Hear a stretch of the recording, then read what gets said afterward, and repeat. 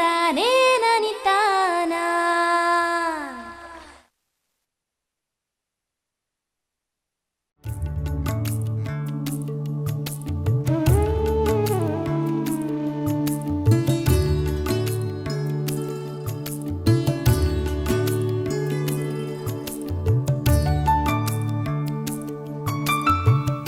ಮಾರುಕಟ್ಟೆ ಬೇಡಿಕೆ ಅನುಸಾರ ಬೆಳೆ ಬೆಳೆಯುವ ರೈತರು ಮಾರುಕಟ್ಟೆ ಏರುಪೇರಿನ ಸಂಕಷ್ಟಕ್ಕೆ ಸಿಲುಕುವುದು ಸಾಮಾನ್ಯ.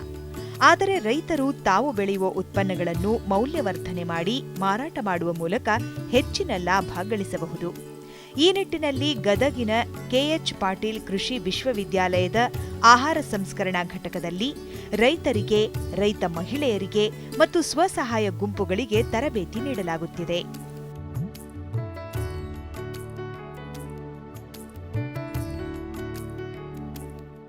ಇಲ್ಲಿ ನಾವು ಬೇರೆ ಬೇರೆ ಬೆಳೆಗಳನ್ನು ಬೆಳೀತಾ ಇದ್ದೀವಿ ಮತ್ತು ರೈತರಿಗೆ ತೋಟಗಾರಿಕೆ ಬೆಳೆ ಹಾಗೂ ಇನ್ನಿತರ ವಿವಿಧ ಬೆಳೆಗಳನ್ನು ಬೆಳೀಲಿಕ್ಕೆ ಪ್ರೋತ್ಸಾಹವನ್ನು ನೀಡ್ತಾ ಇದ್ದೀವಿ.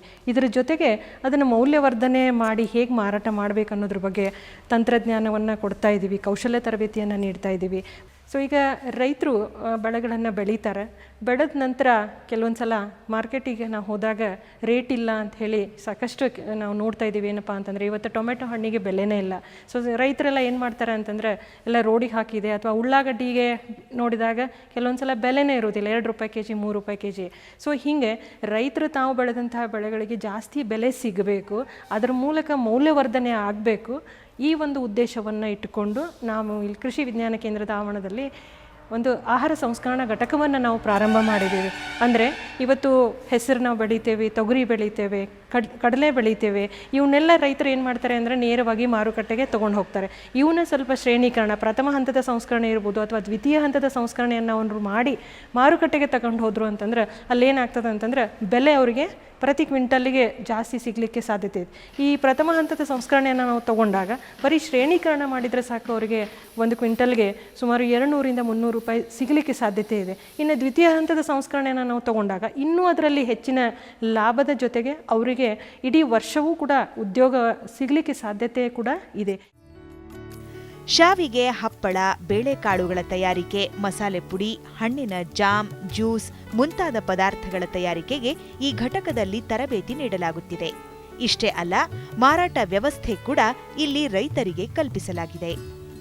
ಧಾನ್ಯ ಸಂಸ್ಕರಣಾ ಯಂತ್ರ ಕೂಡ ಇಲ್ಲಿದ್ದು ರೈತರು ಬೆಳೆಯುವ ಧಾನ್ಯಗಳನ್ನು ಸ್ವಚ್ಛ ಮಾಡುವ ಇಲ್ಲವೇ ಬೇಳೆ ತಯಾರಿಸುವ ವ್ಯವಸ್ಥೆ ಲಭ್ಯವಿದೆ. ಈ ದ್ವಿತೀಯ ಹಂತದ ಸಂಸ್ಕರಣೆ ಒಳಗೆ ನಾವು ಏನು ಮಾಡ್ತೀವಿ ಅಂತಂದ್ರೆ, ಇವತ್ತು ಹೆಸರನ್ನು ತಗೊಂಡು ಹೆಸರು ಬೇಳೆ ಮಾಡಿ ಪಾಲಿಷ್ ಮಾಡೋದಾಗಲಿ, ಅಥವಾ ಇವತ್ತು ಟೊಮ್ಯಾಟೊ ಹಣ್ಣನ್ನು ತೊಗೊಂಡು ಅದರಿಂದ ಜಾಮನ್ನು ಯಾವ ರೀತಿ ತಯಾರು ಮಾಡಬೇಕು, ಇವತ್ತು ನೆಲ್ಲಿಕಾಯಿಯನ್ನು ತೊಗೊಂಡಾಗ, ಬೆಟ್ಟದ ನೆಲ್ಲಿಯನ್ನು ತೊಗೊಂಡಾಗ ಅದರದ ಬೇರೆ ಬೇರೆ ಪದಾರ್ಥಗಳನ್ನು, ಉದಾಹರಣೆಗೆ ಬೆಟ್ಟದ ನೆಲ್ಲಿಯ ಕ್ಯಾಂಡಿ ಇರ್ಬೋದು, ಅಥವಾ ಅಡಿಕೆ ಇರ್ಬೋದು, ಅಥವಾ ಪುಡಿ ಇರ್ಬೋದು, ಹೀಗೆ ಅದರ ಪಾನೀಯ ಇರ್ಬೋದು, ಹೇಗೆ ತಯಾರು ಮಾಡಬೇಕು ಅನ್ನುವಂತಹ ಒಂದು ಕೌಶಲ್ಯ ತರಬೇತಿಯನ್ನು ಈ ಒಂದು ಆಹಾರ ಸಂಸ್ಕರಣಾ ಘಟಕದಲ್ಲಿ ನಾವು ನೀಡ್ತಾ ಇದ್ದೀವಿ. ಅದರ ಜೊತೆಗೇ ಇವತ್ತು ಬೇರೆ ಬೇರೆ ನಮ್ಮ ಭಾಗದಲ್ಲಿ ಮೆಣಸಿನಕಾಯಿ ನಾವು ಜಾಸ್ತಿ ಬೆಳಿತೀವಿ. ಸೊ ಈ ಮೆಣಸಿನಕಾಯಿಯಿಂದ ವಿವಿಧ ಮಸಾಲೆ ಪದಾರ್ಥಗಳನ್ನು ಅವ್ರು ಮಾಡ್ಕೊಳ್ಳಿಕ್ಕೆ ಸಾಧ್ಯತೆ ಇದೆ. ಸೊ ಅದಕ್ಕೆ ಬೇಕಾದಂತಹ ಕೌಶಲ್ಯ ತರಬೇತಿಯನ್ನು ಈ ಒಂದು ಕೆಎಚ್ ಪಾಟೀಲ್ ಕೃಷಿ ವಿಜ್ಞಾನ ಕೇಂದ್ರದ ಆವರಣದಲ್ಲಿರುವಂತಹ ಒಂದು ಆಹಾರ ಸಂಸ್ಕರಣಾ ಘಟಕದಲ್ಲಿ ನಾವು ರೈತರಿಗೆ, ರೈತ ಮಹಿಳೆಯರಿಗೆ, ಸ್ವಸಹಾಯ ಗುಂಪಿನ ಸದಸ್ಯರಿಗೆ, ನಿರುದ್ಯೋಗ ಯುವಕ ಹಾಗೂ ಯುವತಿಯರಿಗೆ, ನಾವು ಈ ಒಂದು ಸ್ವಸಹಾಯ ಸಂಘಗಳ ಸದಸ್ಯರಿಗೆ ಮುಖ್ಯವಾಗಿ ಅವರಿಗೆ ಈಗ ಬೇಸಿಗೆ ಕಾಲದಲ್ಲಿ ಕೆಲಸ ಕಡಿಮೆ ಇರ್ತದೆ, ಅಥವಾ ಕೆಲವೊಂದು ಸೀಸನ್ನಲ್ಲಿ ನಮ್ಮ ಭಾಗದಲ್ಲಿ ಮಳೆ ಆದರೆ ಕೆಲಸ ಇರ್ತದೆ, ಇಲ್ಲ ಅಂತಂದರೆ ಕೆಲಸ ಇರೋದಿಲ್ಲ. ಅಂಥ ಒಂದು ನಿಟ್ಟಿನೊಳಗೆ ಅಟ್ಲೀಸ್ಟ್ ಅವರಿಗೆ ದಿನನಿತ್ಯ ಒಂದು 50ರಿಂದ 100 ರೂಪಾಯಿ ಆದರೂ ಕೂಡ ಅವರಿಗೆ ಆದಾಯ ಸಿಗಬೇಕು, ಅವರು ಆರ್ಥಿಕವಾಗಿ ಸಬಲರಾಗಬೇಕನ್ನೋ ಉದ್ದೇಶ ಇಟ್ಟುಕೊಂಡು ಈ ಒಂದು ಆಹಾರ ಸಂಸ್ಕರಣಾ ಘಟಕದಲ್ಲಿ ಬೇರೆ ಬೇರೆ ಯಂತ್ರೋಪಕರಣಗಳನ್ನು ಹಾಕ್ಕೊಂಡು ಈ ಒಂದು ಮೌಲ್ಯವರ್ಧನೆ ಹಾಗೂ ಸಂಸ್ಕರಣೆಯನ್ನು ನಾವು ನಮ್ಮ ಗದಗ ಜಿಲ್ಲೆಯಾದ್ಯಂತ ರೈತರಲ್ಲಿ, ರೈತ ಮಹಿಳೆಯರಲ್ಲಿ ನಾವು ಬೆಳೆಸಲಿಕ್ಕೆ ಒಂದು ಪ್ರಾರಂಭವನ್ನು ಮಾಡಿದ್ದೇವೆ. ಈ ಒಂದು ಆಹಾರ ಸಂಸ್ಕರಣಾ ಘಟಕದಲ್ಲಿ ಬೇರೆ ಬೇರೆ ಯಂತ್ರೋಪಕರಣಗಳನ್ನು ಅಳವಡಿಸ್ಕೊಂಡಿದ್ದೀವಿ. ಮುಖ್ಯವಾಗಿ ಪಲ್ವರೈಸರ್ ಅಂತ ಇದೆ. ಇದರಲ್ಲಿ ಬೇರೆ ಬೇರೆ ತರಹದ ಮಸಾಲೆ ಪುಡಿಗಳನ್ನು ಹಾಗೂ ಬೇರೆ ಬೇರೆ ಥರದ ಹಿಟ್ಟುಗಳನ್ನು, ಚಟ್ನಿ, ಮೆಂತ್ಯ ಚಟ್ನಿ, ಈ ಥರ ಕಷಾಯ ಪುಡಿ, ಇದನ್ನೆಲ್ಲ ನಾವು ಮಾಡ್ಕೊಳ್ಳಿಕ್ಕೆ ಸಾಧ್ಯತೆ ಐತಿ.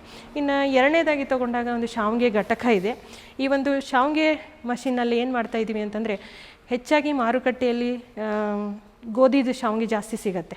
ಸೊ ಇದರ ಜೊತೆಗೇ ನಾವು ನಮ್ಮ ಭಾಗದಲ್ಲಿ ಸಿಗುವಂತಹ ಕೆಲವೊಂದು ಸಿರಿಧಾನ್ಯಗಳನ್ನು ಉಪಯೋಗ ಮಾಡಿಕೊಂಡು, ಉದಾಹರಣೆಗೆ ಈ ನವಣೆಯಿಂದ, ರಾಗಿಯಿಂದ, ಸಜ್ಜೆಯಿಂದ, ಸಾಮೆ ಅಕ್ಕಿಯಿಂದ ಯಾವ ರೀತಿ ಮಾಡಬೇಕನ್ನುವಂತಹ ತರಬೇತಿಯನ್ನು ಈ ಒಂದು ಗುಂಪುಗಳ ಸದಸ್ಯರಿಗೆ ನಾವು ಕೊಟ್ಟಿದ್ದೀವಿ. ಅವರು ಪದಾರ್ಥಗಳನ್ನು ತಯಾರು ಮಾಡಿ ನಮಗೆ ಇಲ್ಲಿ ಸಪ್ಲೈ ಮಾಡ್ತಾ ಇದ್ದಾರೆ. ಸೊ ಇವನ್ನ ನಮ್ಮದೇ ಆದಂತಹ ಒಂದು ಕೃಷಿ ವಿಜ್ಞಾನ ಕೇಂದ್ರದ ಒಂದು ಸೇಲ್ಸ್ ಘಟಕ ಇದೆ, ಮಾರುಕಟ್ಟೆ ಘಟಕ, ಅಲ್ಲಿ ನಾವು ಮಾರಾಟ ಮಾಡಲಿಕ್ಕೆ ವ್ಯವಸ್ಥೆಯನ್ನು ಕೂಡ ಮಾಡಿದ್ದೀವಿ. ಅದೇ ರೀತಿಯಾಗಿ ಒಂದು ಹಣ್ಣಿನ ಜ್ಯೂಸ್ ತೆಗೆಯುವಂತಹ ಒಂದು ಕೈಚಾಲಿತ ಹಣ್ಣಿನ ಜ್ಯೂಸ್ ತೆಗೆಯುವಂಥ ಯಂತ್ರ ಇದೆ. ಇದರಲ್ಲಿ ಗೋಡಂಬಿ ಹಣ್ಣಿಂದ ನಾವು ಜ್ಯೂಸನ್ನು ನಾವು ತೆಗಿತೀವಿ.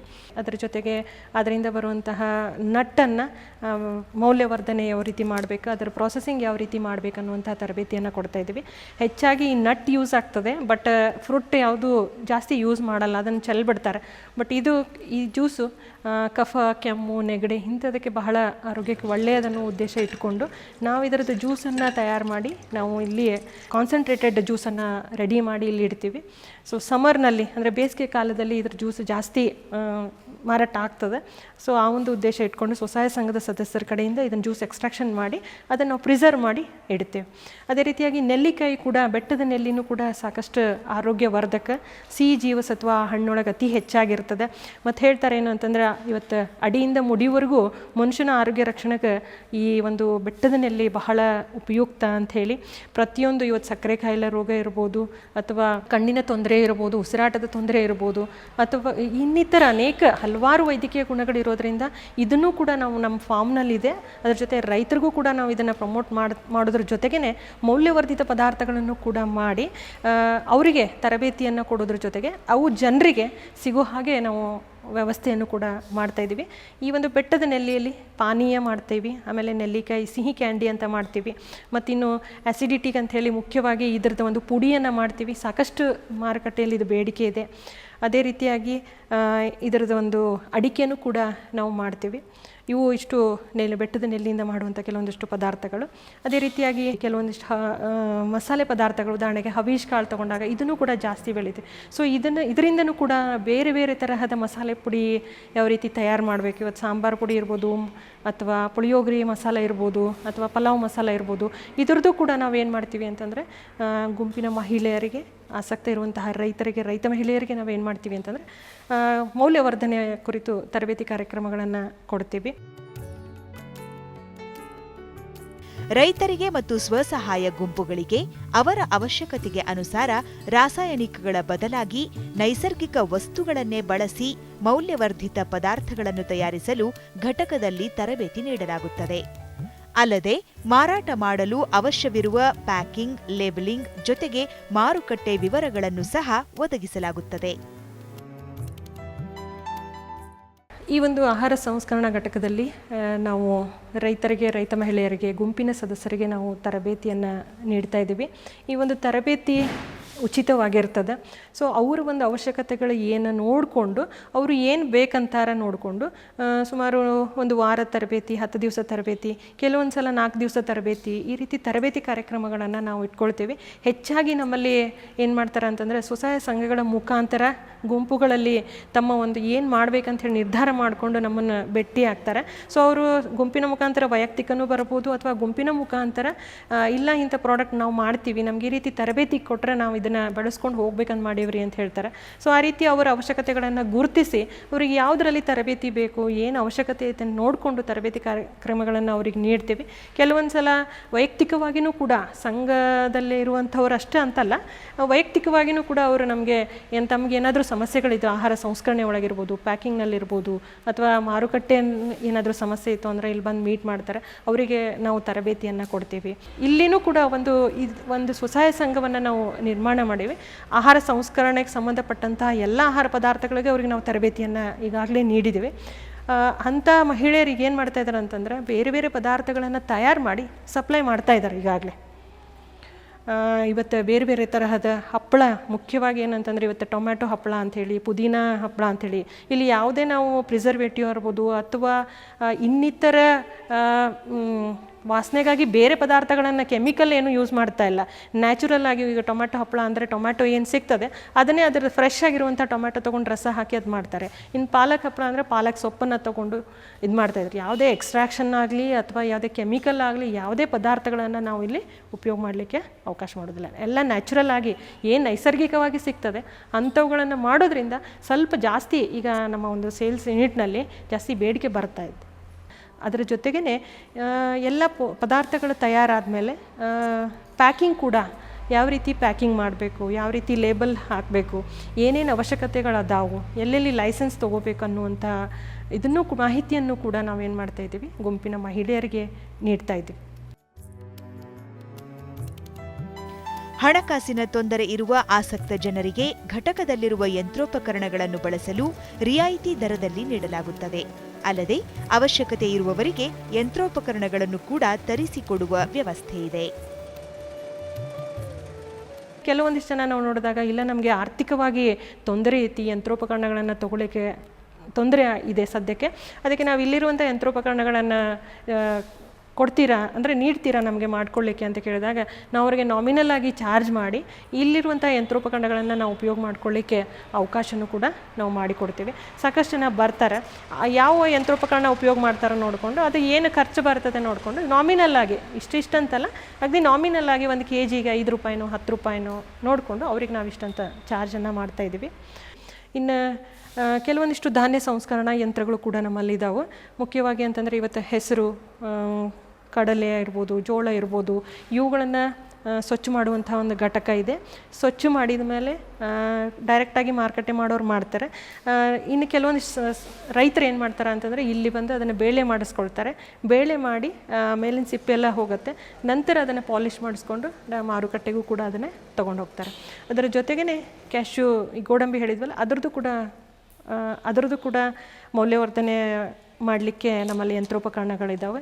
ಅದನ್ನು ಕೂಡ ರೈತರಿಗೆ ಇತ್ತೀಚಲಾಗಿ ನಾವು ಇಂಟ್ರೊಡ್ಯೂಸ್ ಮಾಡ್ತಾ ಇದ್ದೀವಿ ಕ್ಯಾಶ್ಯೂ ಕ್ರಾಪನ್ನು. ಅದರ ಜೊತೆ ಮೌಲ್ಯವರ್ಧನೆ ಕೂಡ ಇತ್ತೀಚಲಾಗಿ ನಾವು ಅವರಿಗೆ ತಿಳಿಸ್ಕೊಡ್ತಾ ಇದ್ದೀವಿ. ಆಸಕ್ತ ರೈತ ಬಾಂಧವರು, ರೈತ ಮಹಿಳೆಯರು ಹಾಗೂ ಸ್ವಸಹಾಯ ಗುಂಪುಗಳು ಕೆಎಚ್ ಪಾಟೀಲ್ ಸಂಸ್ಕರಣಾ ಘಟಕದಲ್ಲಿ ಉಚಿತವಾಗಿ ತರಬೇತಿಯನ್ನು ಪಡೆಯಬಹುದು. ಅಲ್ಲದೆ ತಮ್ಮ ಬೆಳೆಯ ಮೌಲ್ಯವರ್ಧನೆ ಮಾಡುವ ಮೂಲಕ ಮಾರುಕಟ್ಟೆ ಏರುಪೇರಿನಿಂದ ಮುಕ್ತಿ ಪಡೆಯಬಹುದು. ಇಲ್ಲಿ ರೈತರು ಬೆಳೆಯುವುದರ ಜೊತೆಗೇ ಈ ಮೌಲ್ಯವರ್ಧನೆಗೆ ಸಂಬಂಧಪಟ್ಟಂತಹ ಸಾಕಷ್ಟು ಕೌಶಲ್ಯ ತರಬೇತಿಗಳನ್ನು, ಮಾಹಿತಿಯನ್ನು ನಾವು ರೈತರಿಗೆ ನೀಡ್ತಾ ಇದ್ದೀವಿ. ಸೊ ತಾವು ಕೂಡ ಈ ರೀತಿ ಮೌಲ್ಯವರ್ಧನೆ ಮಾಡಬೇಕು, ಏನಾದರೂ ಸಂಸ್ಕರಣೆ ಮಾಡಬೇಕು, ಇಲ್ಲ ಪ್ರಥಮ ಹಂತದ ಇರ್ಬೋದು ಅಥವಾ ದ್ವಿತೀಯ ಹಂತದ ಸಂಸ್ಕರಣೆ ತಾವು ಮಾಡಲಿಕ್ಕೆ ತಯಾರಾದರೆ ಅಂತಂದರೆ ನಮ್ಮಲ್ಲಿ ಅದಕ್ಕೆ ಬೇಕಾದಂತಹ ತಾಂತ್ರಿಕ ಸಲಹೆಯನ್ನು, ಕೌಶಲ್ಯ ತರಬೇತಿಗಳನ್ನು ಇವನ್ನ ನಾವು ನಮ್ಮ ಕೃಷಿ ವಿಜ್ಞಾನ ಕೇಂದ್ರದ ಮುಖಾಂತರ ನಾವು ನೀಡ್ತೇವೆ. ತಾವು ಹೆಚ್ಚು ಬೆಳೆದ ಪದಾರ್ಥಗಳನ್ನು ನೇರವಾಗಿ ಡೈರೆಕ್ಟಾಗಿ ಮಾರಾಟ ಮಾಡದೆ ಸ್ವಲ್ಪ ಮೌಲ್ಯವರ್ಧನೆ ಆಗಲಿ, ಸಂಸ್ಕರಣೆ ಆಗಲಿ ತಾವು ಮಾಡಿದ್ರಿ ಅಂತಂದರೆ ಮಾರುಕಟ್ಟೆಯಲ್ಲಿ ಒಂದು ಹೆಚ್ಚಿನ ಬೆಲೆ ಸಿಗಲಿಕ್ಕೆ ತಮಗೆ ಸಾಧ್ಯ ಐತಿ. ಇದರ ಮೂಲಕ ಉದ್ಯೋಗನೂ ಕೂಡ ನಾವು ಸೃಷ್ಟಿಸಲಿಕ್ಕೆ ಸಾಧ್ಯ ಐತಿ ಅಂತ ಹೇಳಿ ತಿಳಿಸಿ, ತಾವೆಲ್ಲರೂ ಕೂಡ ನಮ್ಮ ಕೃಷಿ ವಿಜ್ಞಾನ ಕೇಂದ್ರಕ್ಕೆ ಏನಾದರೂ ಸಂಸ್ಕರಣೆಗೆ ಸಂಬಂಧಪಟ್ಟತ್ತಿರ್ಬೋದು ಅಥವಾ ಬೆಳೆಗೆ ಸಂಬಂಧಪಟ್ಟತ್ತಿರ್ಬೋದು ಮಾಹಿತಿ ಬೇಕಂತಂದರೆ ನಮ್ಮ ಕೃಷಿ ವಿಜ್ಞಾನ ಕೇಂದ್ರಕ್ಕೆ ಬಂದು ಭೇಟಿ ಮಾಡ್ಬೋದು.